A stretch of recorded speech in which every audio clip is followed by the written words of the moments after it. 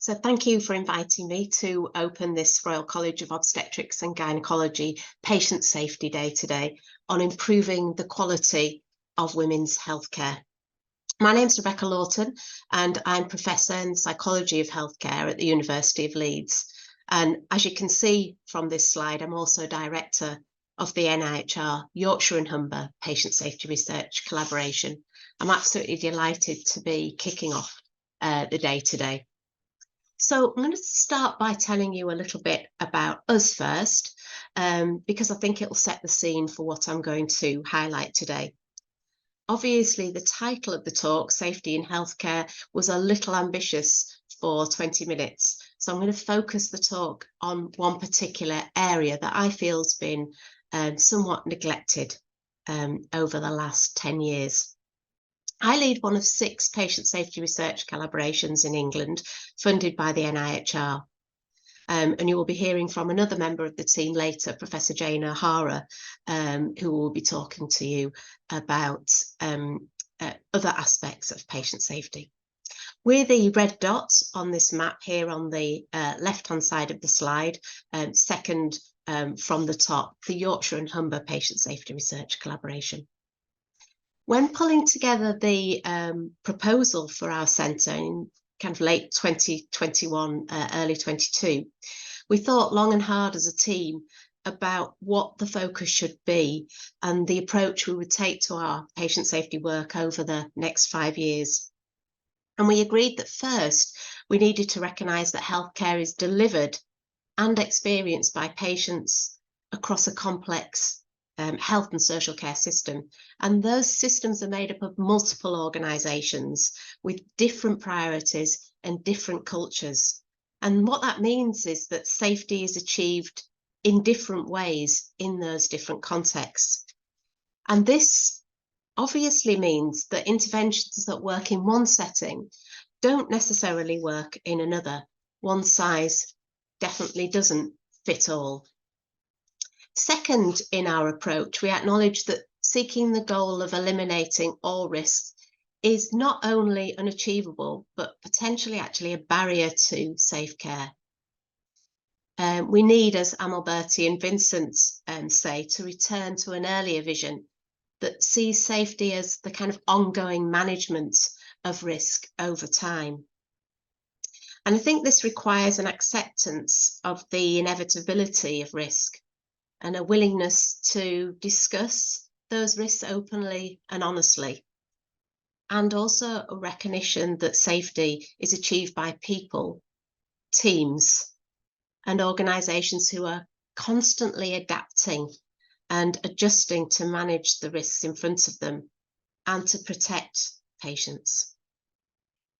Third, we need to integrate safety both conceptually and practically into routine work, particularly into the work of healthcare leaders.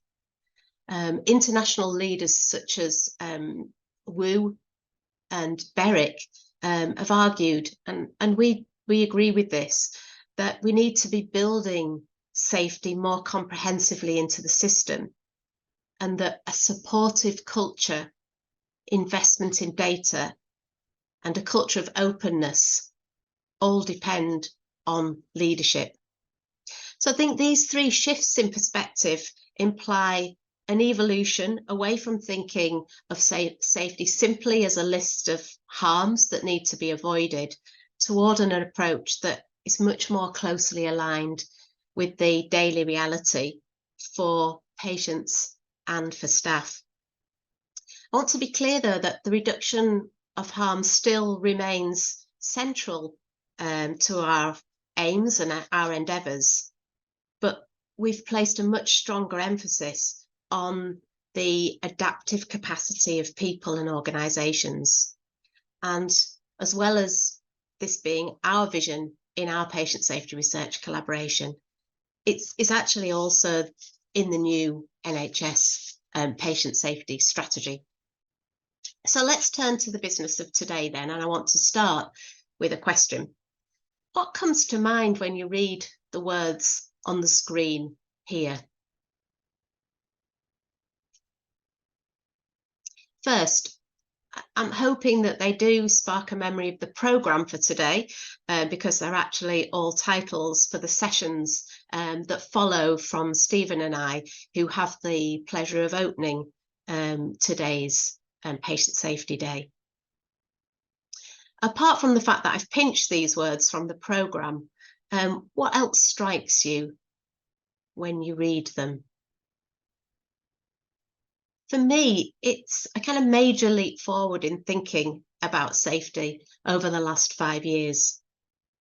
Safety is no longer defined in terms of negative outcomes. A conference on safety 5 years ago would have had sessions that were about different types of negative outcomes: falls, infections, pressure ulcers, vaginal tears, stillbirth, etc.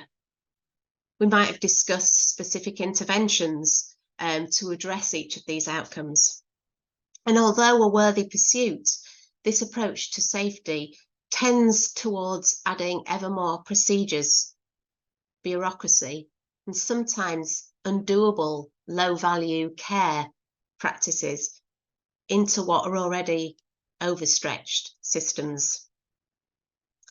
What was frustrating for me in that era of safety, which I think we're now moving out of, was that we were essentially swatting mosquitoes, as James Reason calls it. We thought safety was about identifying what goes wrong and then trying to eliminate these errors one by one until we got them all. But those nasty things just wouldn't go away. And we couldn't understand why that was. Now, today, I think we do, because we've acknowledged that safety is not about the avoidance of individual harms, but it's actually something that is a property that emerges from the complex systems that healthcare are, and that this is driven by people and the interactions between them and their social and physical environments. So safety is fundamentally a function of our emotions, our decisions, our behaviours, not just of the bad apples, but everyone, because we're all human. And I think that's why safety attracts so many psychologists like myself. The other thing I hope you'll notice when you read this group of titles is that they evoke an emotional reaction, because they're about how we feel in the workplace, how we're valued, supported, and treated. And that there is a growing recognition in research that the emotional climate of teams and units and services does set the tone for how we feel and work. And this in turn affects how we care for patients. We can't, I want to emphasise in this session, achieve patient safety until we feel safe. And I'm looking forward to hearing more about this from other speakers today. Next, onto another set of words describing maternity safety. I'm not going to dwell on these headlines because I'm sure many of you here do. But I want to make the point that the responses to these headlines, which are entirely human responses, don't necessarily induce greater safety either. Fear and anxiety, for example, which these types of headlines are likely to induce, lead to greater uncertainty. And this greater uncertainty is associated with feelings of being threatened. We all know that our natural tendency in these situations is to run, but when it's not possible to run, we try to avoid the threat. We don't do certain things, for example, or we even become obsessive about those things we fear. We have a tendency to become more tribal, focusing on protecting the in-group and blaming the out-group. We can become less open and transparent. We're less civil to one another because we're constantly fearful of things going wrong. We don't capture errors before they become harm, because we won't admit the error in the first place. And we suffer when mistakes are made because no one wants to admit that it could have been them. So I want you to focus your attention on emotion and patient safety for a few minutes. Not because safety is only about emotion, but because I think for too long, the focus has been on how we do safety by complying with rules and doing tasks in a certain way. And people have forgotten that we're human. We're not robots, but kind of creative beings. And we are influenced by emotions. The emotions that we feel and that in turn influence the emotions of others, including our colleagues and patients. So I think we need to shift the focus a bit. But let's not just take my word for it. First, a scenario that I'm going to describe that comes from one of our papers, the one on the top right-hand side of this slide here. And it's about an A&E context. I'm going to read it out. It's a hectic night in A&E.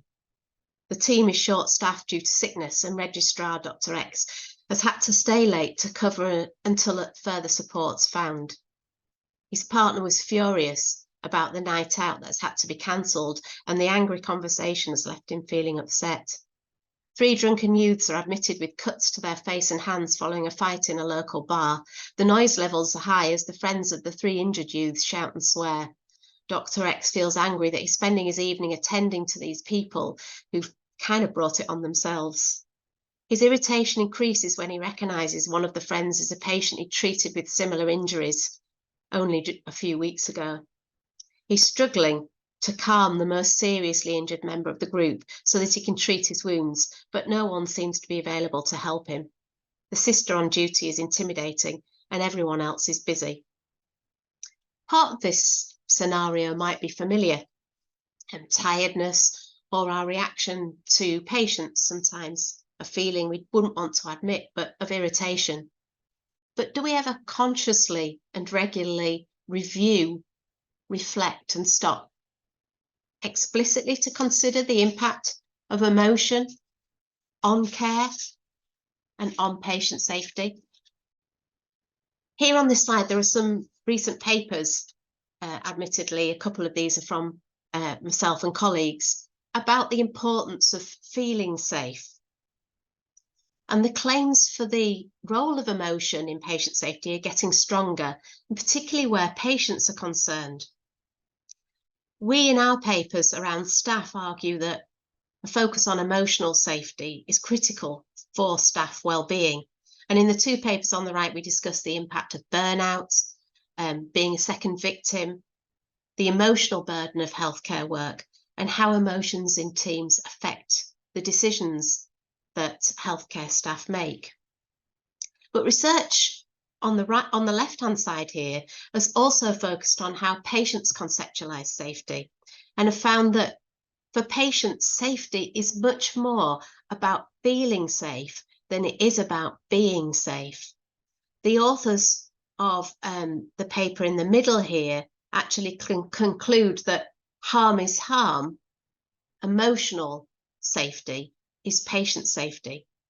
And a growing number of studies are now making the case that the focus on physical safety of patients can sometimes backfire.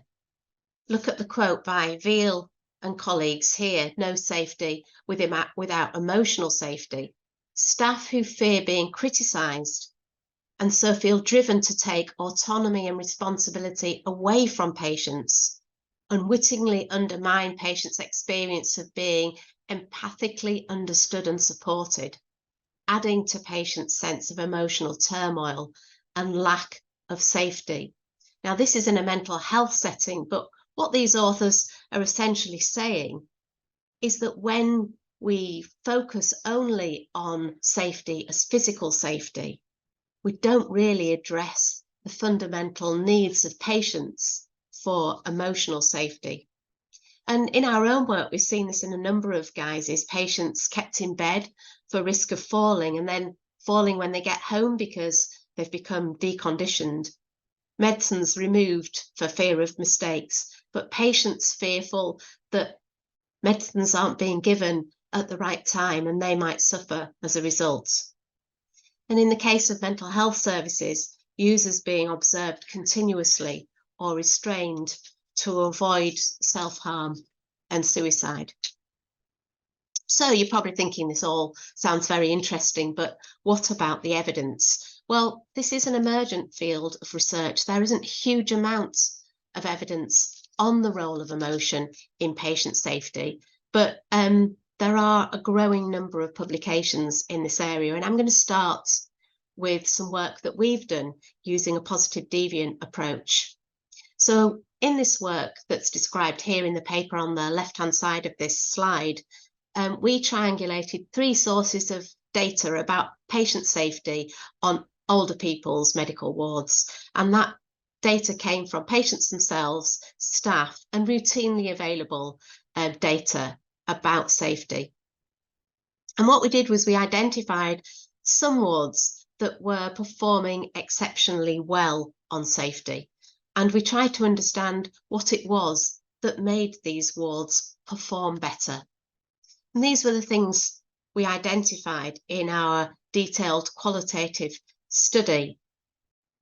Factors such as trust, teamwork, knowing each other, feeling psychologically safe, being able to ask questions, working together as integrated multidisciplinary teams, and enjoying work were all central features of teams and wards that were performing exceptionally well on safety, as well as some of the more obvious features such as keeping patients informed, setting expectations, and a focus on discharge of older people.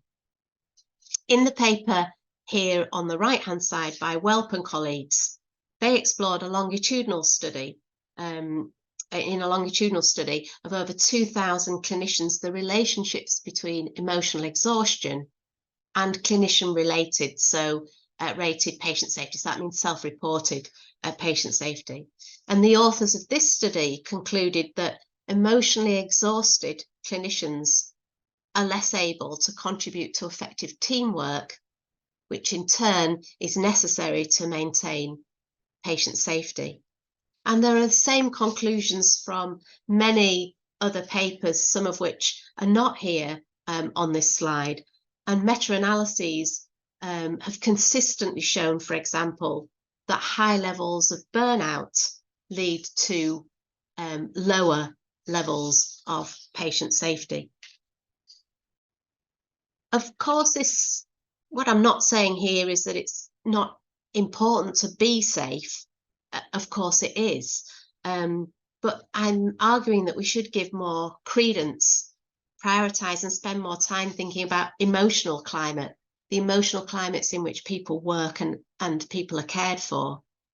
And how can we design jobs, do leadership, create environments and build teams that promote joy, happiness, curiosity, warmth, and feelings of safety, rather than those environments where people are simply encouraged to follow rules, tick boxes, and complete tasks. So back to this slide again.